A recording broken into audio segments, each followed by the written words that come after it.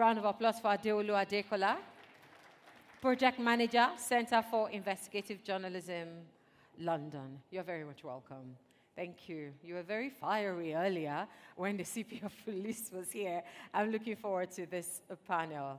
Do you want me to? Yes, go ahead. Okay. All right, so I'll just quickly introduce the rest of the panelists. We have Dr. Abiola Awe, Director, Department of Climate Change, Federal Ministry of Environment, Nigeria. Dr. Abiola? People doubted that Azerbaijan could deliver. Is it? They doubted that everyone could agree. Is that, thank you. Okay. I'd like to know if Dr. Abiola is here or a representative. Please kindly let me know. Also, we have Umar Ibrahim Mohammed, Director General, Nigeria Hydrological Services Agency. A round of applause, please. Just come forward. You're representing? Yeah, our Messi, Climate Change Unit Head. Our Messi, AWA. Okay. All right, a quick update there. Our Messi, Climate Change Unit Head, is representing Dr. Abiola Awe. Please, a round of applause for our Messi. Thank you very much. Okay. You're representing Mr. Umar. I see. Umar Ibrahim Mohammed, Director General, Nigeria Hydrological Services. Yeah. Okay, thank you for that clarification. Okay, I would also like to call on Mariama Ndow Jarju, Director, Central Project Coordinating Unit, CPCU, Loss and Damage Lead Negotiator from the Gambia. A round of applause, please. You're very much welcome. Mrs. Audrey Karkos, Director for Corporate Affairs, Environmental Protection Agency, Ghana. Mrs. Audrey, you're welcome. And I also have Dr. Tobi Oluwatola, CEO, Tau Energy. So you reserved that applause for only Dr. Tobi. Now, please be kind enough to extend the same courtesy to everyone on the panel.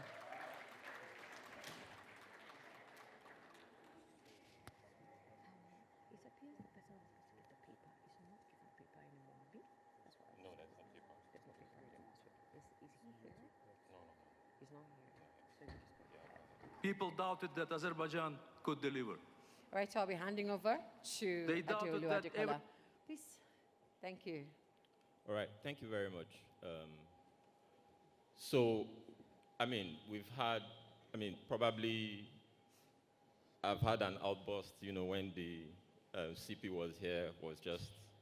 However, from the last panel, we've had an intersection. I know we've heard climate change not once, not twice, not three times as one of the biggest threats. But there is usually something that happens when we start talking climate change. People switch off, right? Because we are in different spectrums of, I call it climate change realization. So some of us are concerned, some of us are skeptics, some of us are deniers, right? However, when you're now adding climate change with finance, that is just total shutdown. Your brain just says, I don't want to hear about it. But we've seen how it connects with agriculture. And with my experience managing a climate change project that has worked with journalists in about 60 countries in America, Asia, and Africa, climate change connects with access to education, it connects with gender equality, it connects to healthcare, anything you can think of. So I hope that with the panelists we have here, which is more or less a intercontinental or inter-country conversation, so you have Ghana here, you have Gambia here, and you have Nigeria here. I hope we get one or two things, whichever side of the spectrum you are. And so one of the things that was said is around COP29 that just ended. And it's interesting that we're having this conversation. I had a totally different opening for this session, but the happenings at COP29 in the last 48 hours has actually thrown things open, and this conversation, I hope, will lead us in that direction. So I'll just ask the media to play this 1 minute-ish clip, and then we'll start the conversation from there. People doubted that Azerbaijan could deliver. They doubted that everyone could agree. They were wrong on both. With this breakthrough, the Baku finance goal will turn billions into trillions over the next decade.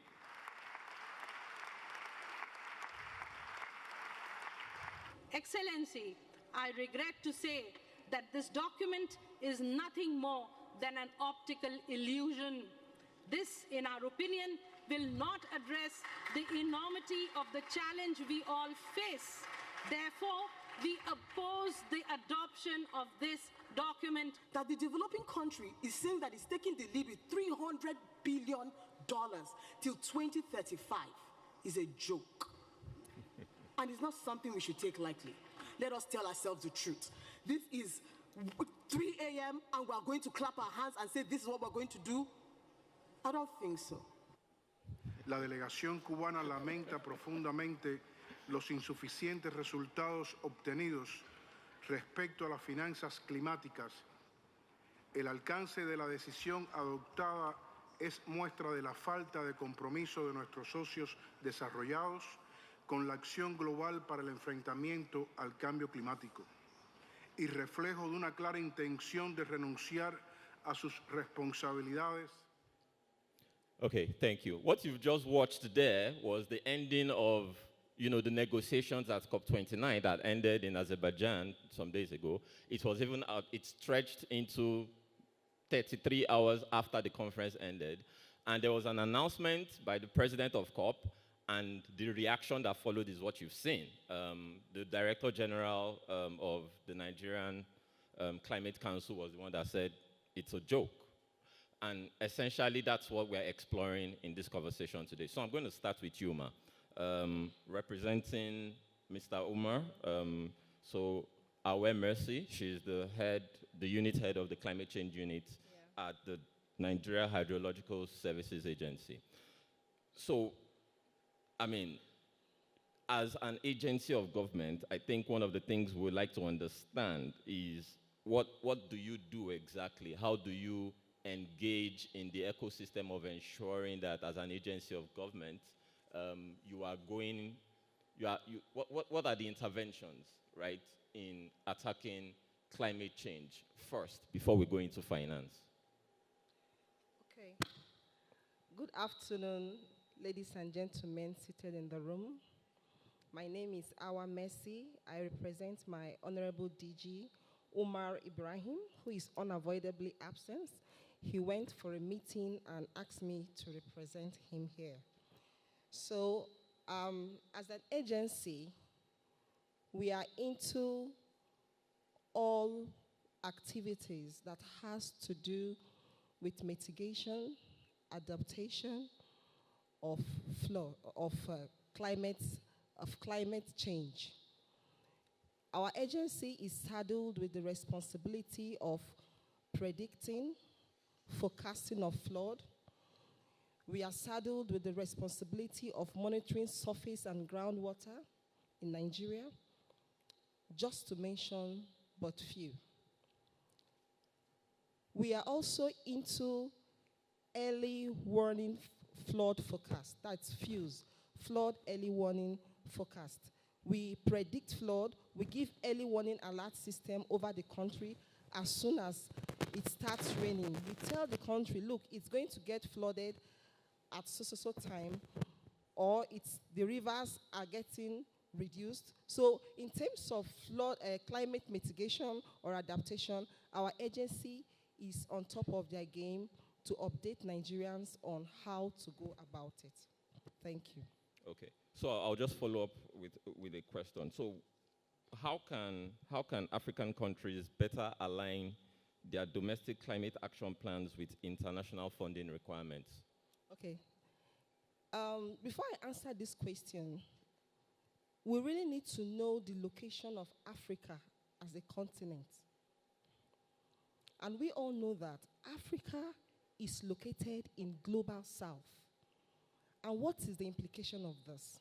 What are the characteristics of countries or continents that are located in Global South? We know they have problem of economic development. They have problem of climate vulnerability. Because of our location in Global South, we are prone to flood. We are prone to drought. We have a lot of challenges. We have challenges of social, what is it called? We have problem of,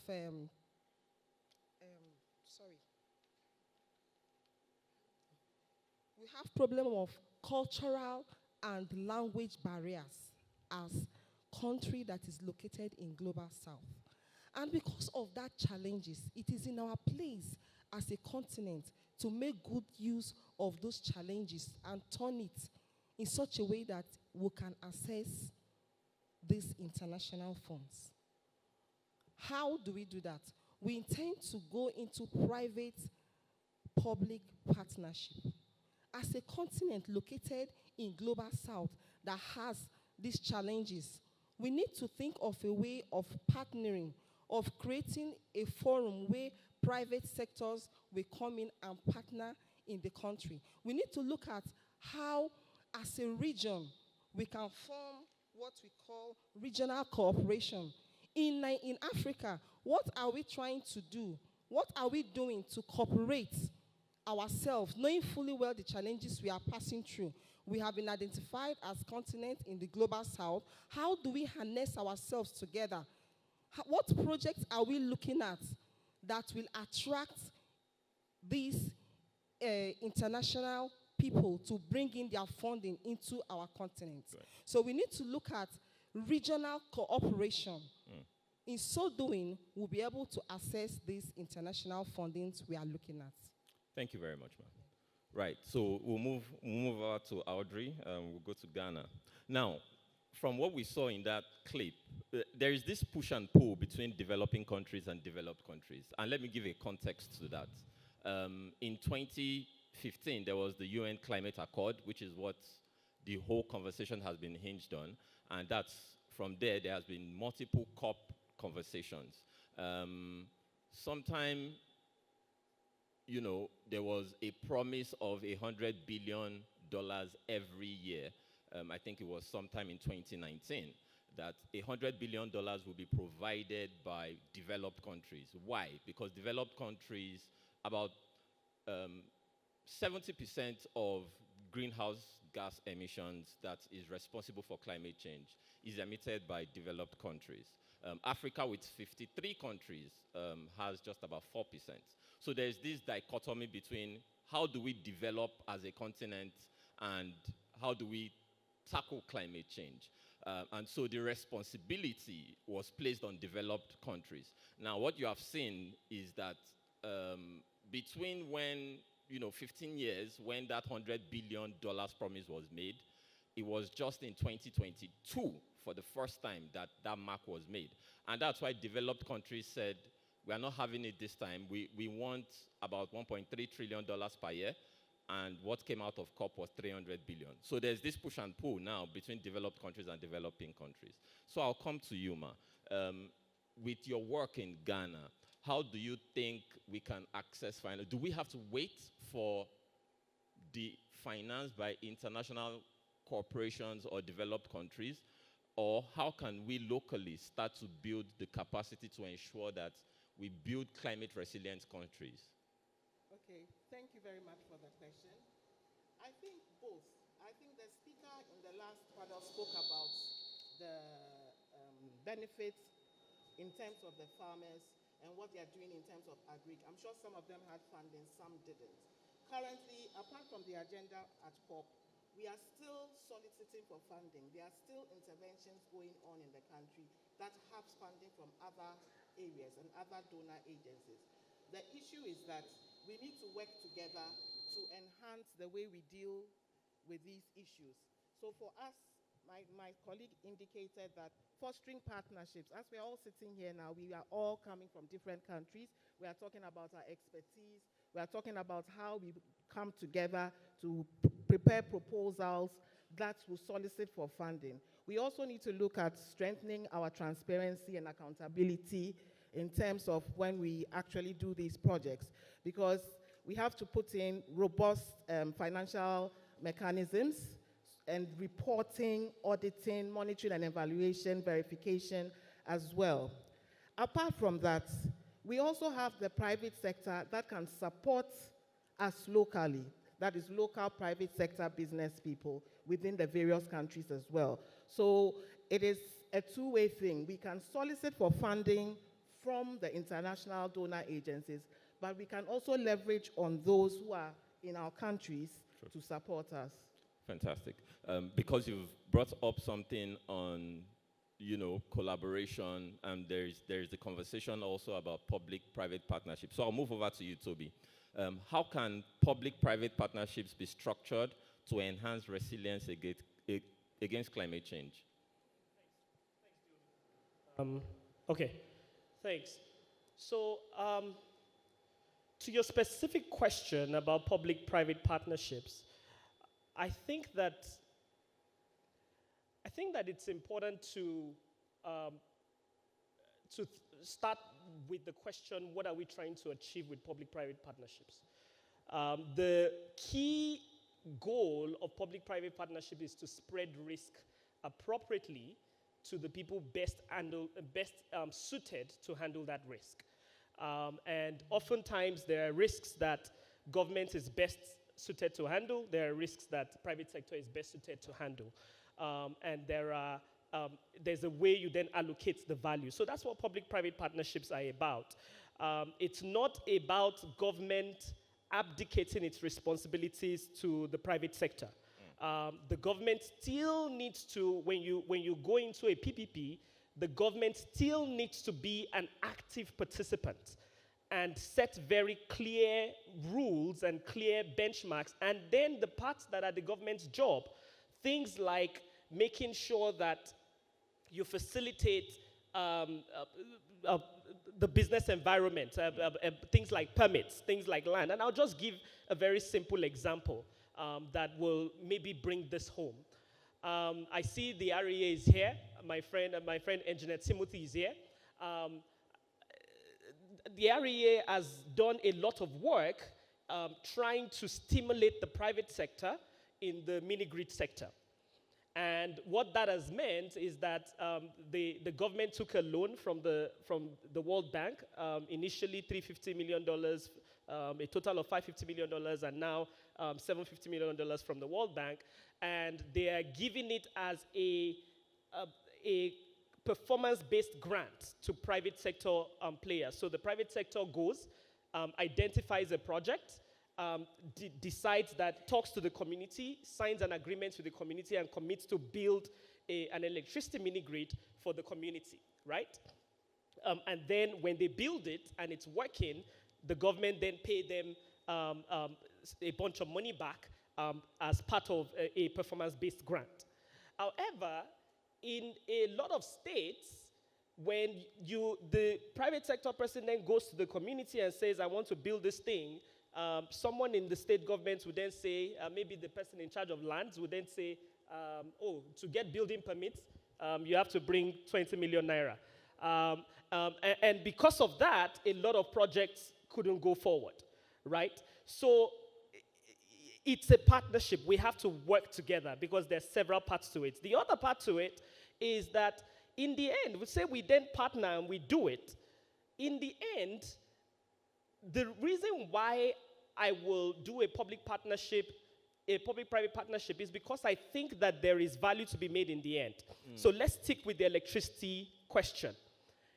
Say I then go and do electricity for a village, and they don't make money in that village. I mean, the money they make, if they are lucky, they make 5,000 naira a day.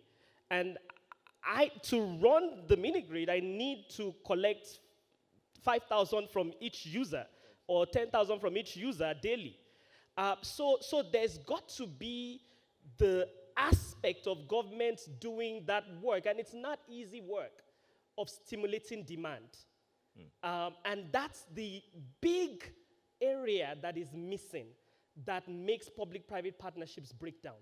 Because you go ahead, you do the public-private partnership, and then 2 years down the line, we can't collect enough revenue to maintain the railway station. We can't collect enough revenue to maintain, and before you know what, the thing starts breaking down slowly, and then everybody blames the contractor, blames government, but there's no buying power on the part of the citizens. So that's part of the issues. So there's so many things that we can do to make things work. One example is stimulating demand by making sure that there's access to capital on the demand side. So in the mini-grid example I gave, for example, there are people who are doing rice, who are farming rice, farming potatoes, or whatever it is they are farming. If we make capital accessible to those people to scale up what they are doing, then they can make a little bit more money, and they can buy a little bit more power, and then everything grows.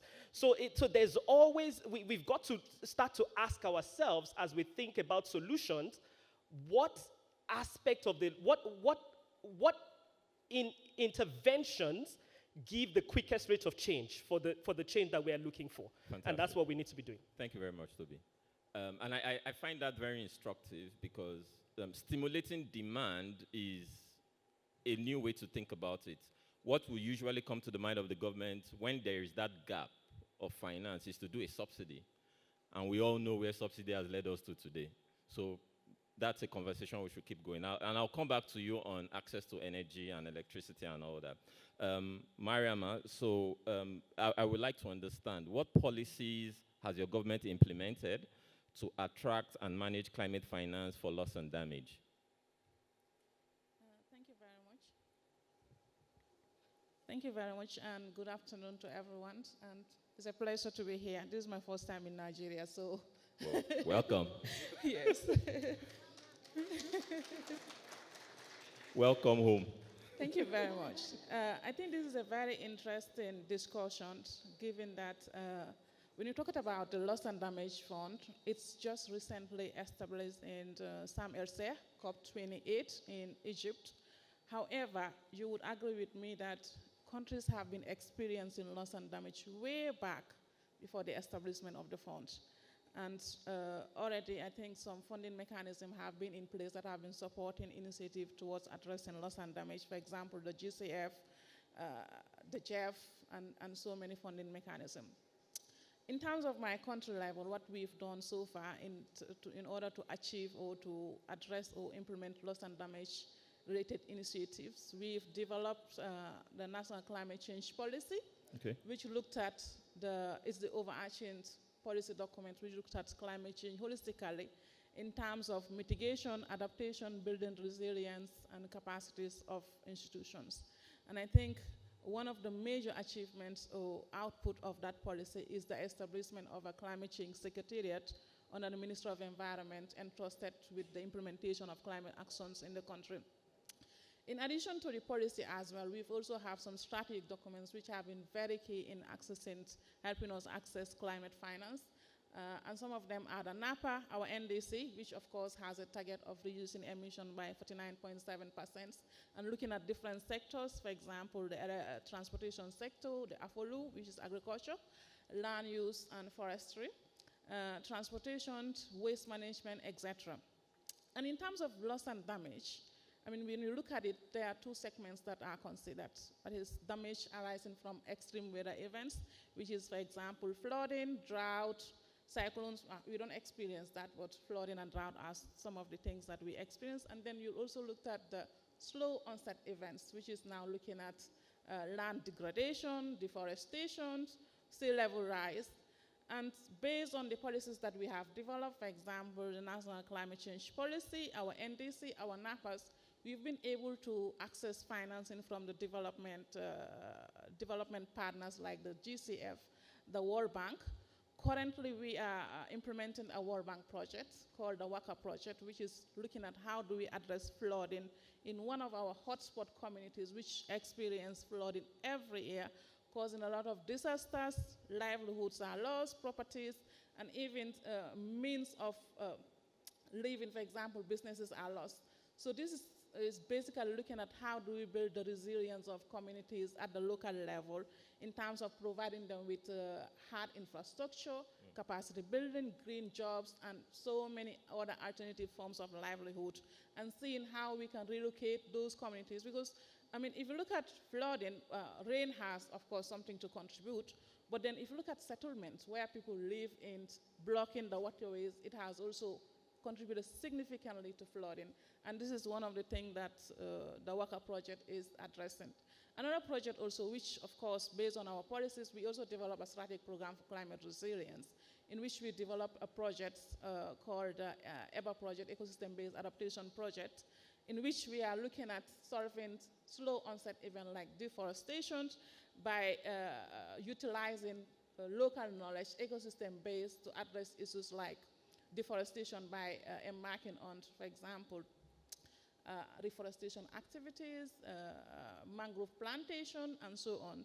And also building in resilience, and because the issue is at the community level, it's one thing to address the issues of forestry, but there is livelihood options that are also, that need to be addressed. So this project has a blend of both environmental and livelihood option by also providing natural resource-based enterprises, looking at our forest products, how can we turn them into finished product, which we can sell not just at the local level, but at the international level. Of course, working on branding, working on having a standardization in which our products can be sold at the international level. And another one is also, I mean, we get that funding from the adaptation fund called the RICA project. And in that project, we're also looking at how do we build adaptations at the rural level. Because, I mean, when you look at climate change, the impact is more felt at the rural communities. One, because of access to finance. Two, technology. Three, capacity building. And four, access to information.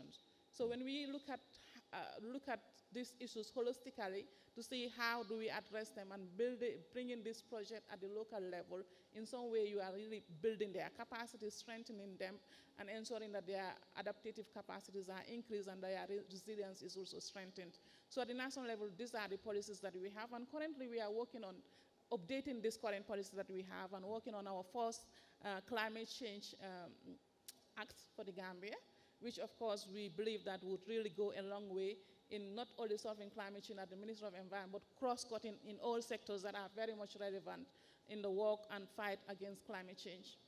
Right, thank you very much.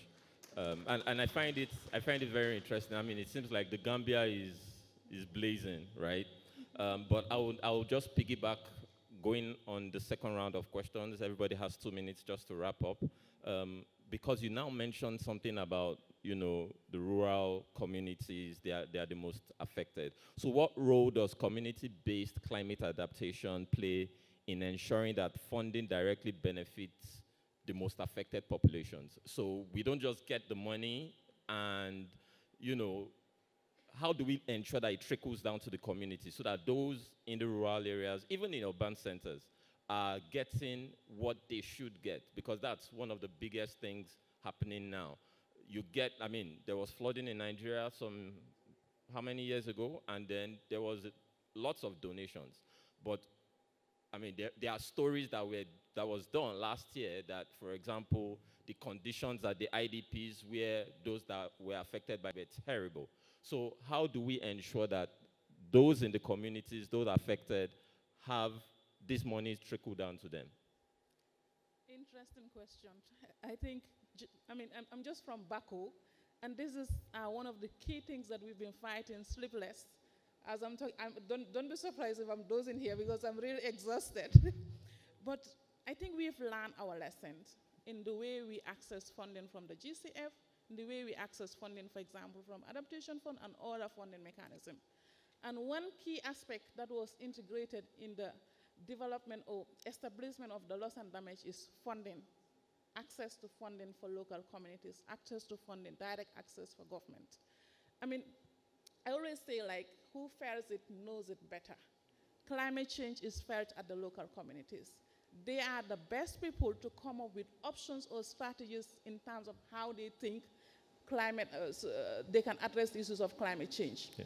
A lot of the time, while a lot of project phase is always the top-bottom approach, we bring in the one-size-fits-all, one policy will address, for example, Gambia's problem. For example, I'm going to name my village now, Banyurunding, Burkama, and it's always not the same. The impacts that I felt in my community, for example, might be sea level rise, another community might be flooding, another community might be drought. So if you bring in one policy to address that issue, you will fail because what you bring in might not be what those communities need, and at the end of the day, there won't be no ownership, won't be there. You won't build solve those problems that are really at the community level. Capacities will not be built, and if capacities are not built, there will be no sustainability of those interventions in those communities. But when you take the approach of going deep down into community level, studying what their issues are, bringing them to be part of the development, not implementation only, but the development of the project is very key for them to come up with knowledge, information, because local knowledge is very important in addressing climate change. Take those and develop it into project proposal. And once those proposals are accepted, fundings are readily available, then in the implementation stage, it becomes very easy because already ownership, they take it as their own, and they make sure efforts are put in place for the successful implementation of those initiatives. They ensure that once the project phase out, because projects are not going to be here forever, but problems will persist. Already they have the local knowledge in terms of their experience with dealing with the close of project. They can use those same knowledge to leverage and then to see how best they can address the upcoming issues, because loss and damage will continue regardless of the effort we put in place. The impacts of climate change will continue to happen. But the way we address them in ensuring that communities are well part of the process, development process, implementation will ensure that there is sustainability of climate actions. Thank you. Thank you very much. Ms. Awe Messi, just if you can do so in about 2 minutes, how can African nations strengthen their capacity to quantify and present evidence of loss and damage in order to access international climate finance more effectively? In a nutshell, what do we need to do more efficiently so that we're not just chasing shadows in accessing this finance? Okay, I think in this context, African countries need to invest into data collective mechanism. What does that mean?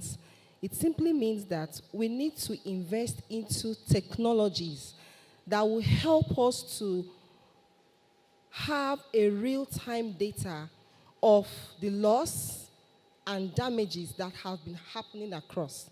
Most times when we have issues of flood, there are no real-time data that quantifies the number of land that were submerged, the number of animals that were destroyed, or the number of houses. So in so doing, there is no record. There is no real-time record that tells, okay, it was 500 houses that were destroyed in Abuja. It was 50 hectares of land that were destroyed in Kano. Take, for instance, the flood that occurred in Borno a few months ago.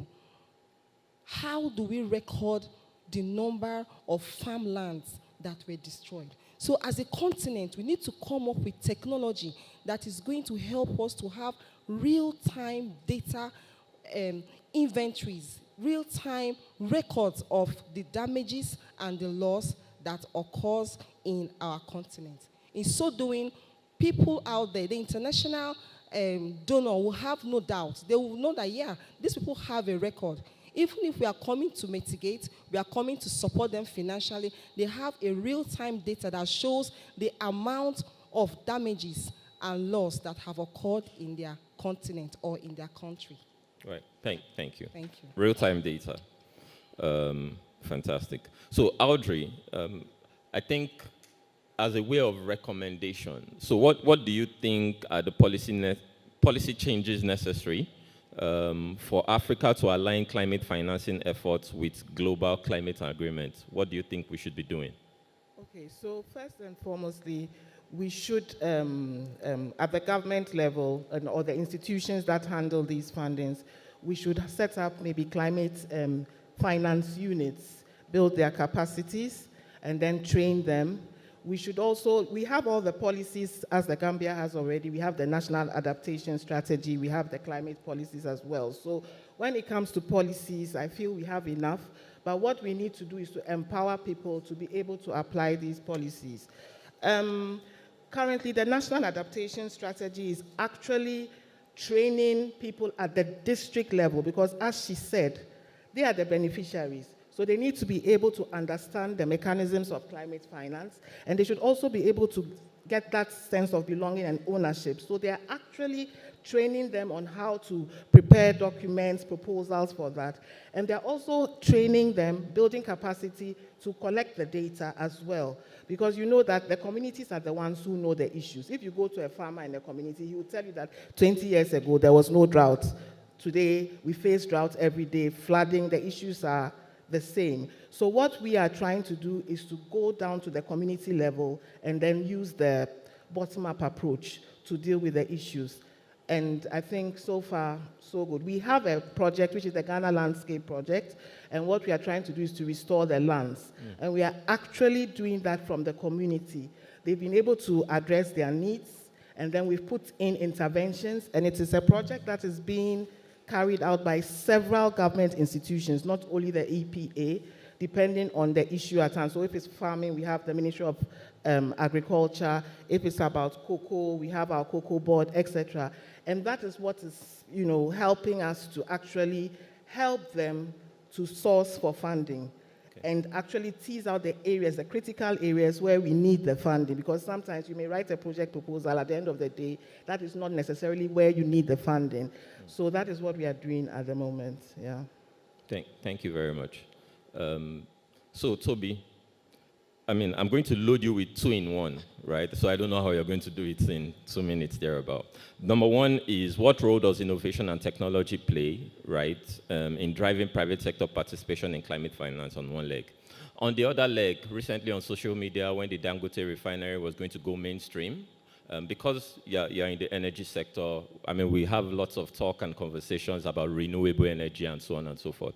Renewable energy generally is one of the solutions for, phasing out fossil fuels, the use of fossil fuels. So on social media, there was somebody that made allegations from a foreign organization, reached out to him to do a story about the Dangote refinery and so on and so forth. And then the conversation became, we have to have a refinery, right? However, there was a commitment by the former president that we are phasing out fossil fuels by, I think, 2060.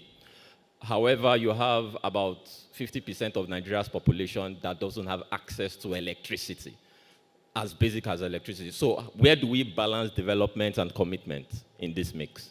Thank you very much. So, thank you very much, Adeolu. So, first thing I want to say is that we've got to recognize more money flows from the global south to the international finance institutions in 1 year than we get from them in 10 years.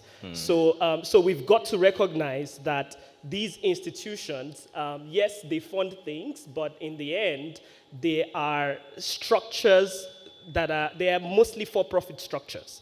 I was talking to, I had a meeting with IFC yesterday, and they were telling me what role they want to play in the new opportunities that exist in the electricity sector.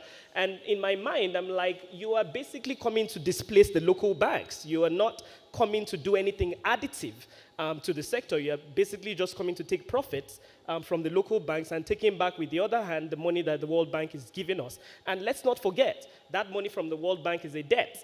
It is not a grant. Nigeria is taking debt.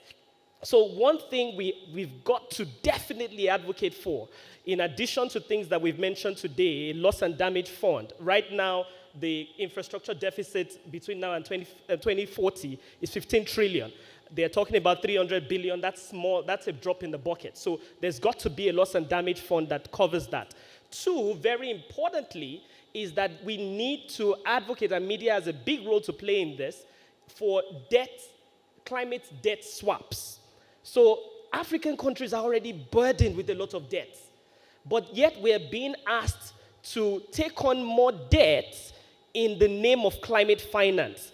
Rather than take on more debt, why don't we ask them to forgive some debts so that we can, even if we are taking new debts, let that be directly interested, we are swapping it. We take off the old debt, or we even use our own budget to do the climate work that needs to be done, but you then eliminate some debts because we are doing it. So it's very important we advocate for that and we make that happen.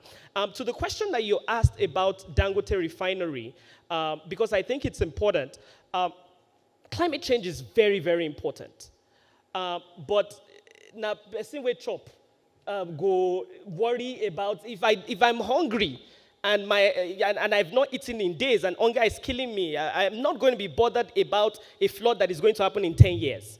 So it's important that that Africa takes the reins, and I cannot emphasize this enough. I think the most important thing to stress in the conversation around climate is that Africa, we need to start taking leadership. And one way to do that, see, I said earlier that international finance corporations and co, they're not really structured to help us. So we've got to find local ways to create value that we can then take some of that value and put into climate solutions. And one of those ways is to exploit what we currently have in oil and gas while we have it. We see what the people in UAE, in Qatar and co have done with their gas, and being able to take that natural resource and use it for climate change adaptation, loss and damage, and reform their economies. I think that's very important, and it's important that we continue to do that. So as we advocate for climate change, we've also got to remember that we have, and yes, there will be development organizations, and I don't necessarily believe that that person, the NGO, was ill-intentioned in giving him that funding, and I think he was, as he always is very dramatic about things. But I think as we do that advocacy, we've got to realize the lens from which we've got to advocate. It's a lens that looks at our economic development and does not sacrifice it for climate goals. Thank you very much, Tobi.